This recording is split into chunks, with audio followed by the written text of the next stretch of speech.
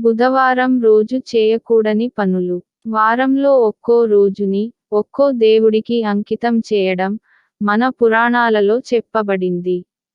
అయితే బుధవారం రోజున, కొన్ని చేయకూడని పనుల గురించి కూడా, మన పురాణాలు తెలియజేస్తున్నాయి. సామాన్యంగా బుధవారం రోజున, మనం వినాయకుడిని పూజిస్తూ ఉంటాము. బుధవారం వినాయకుడికి, చాలా ప్రీతికరమైన రోజుగా భావిస్తాము.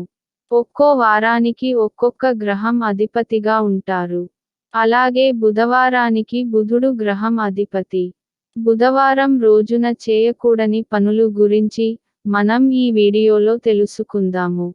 ఈ వీడియోని ఎక్కడా కూడా స్కిప్ చేయకుండా, చివరి వరకు చూడవలసిందిగా కోరుచున్నాము.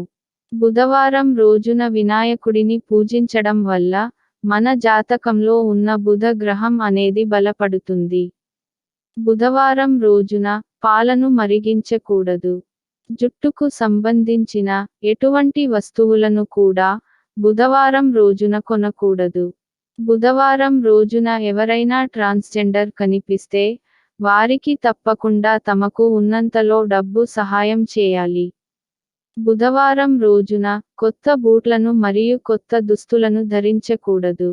బుధవారం రోజున, స్త్రీలను ఎట్టి పరిస్థితుల్లోనూ అవమానించకూడదు. స్త్రీలను అవమానించిన చోట లక్ష్మి నిలబడదు. ఎక్కడైతే స్త్రీలు గౌరవించబడతారో, అక్కడ లక్ష్మీ కటాక్షం కలుగుతుంది. మగవారు బుధవారం రోజున, వారి అత్తమామల ఇంటికి వెళ్ళకూడదు. బుధవారం రోజున తమలపాకులను నమలకూడదు. అలా నమిలితే ధనం అనేది నష్టపోతారని, జ్యోతిష్య శాస్త్ర నిపుణులు చెబుతున్నారు.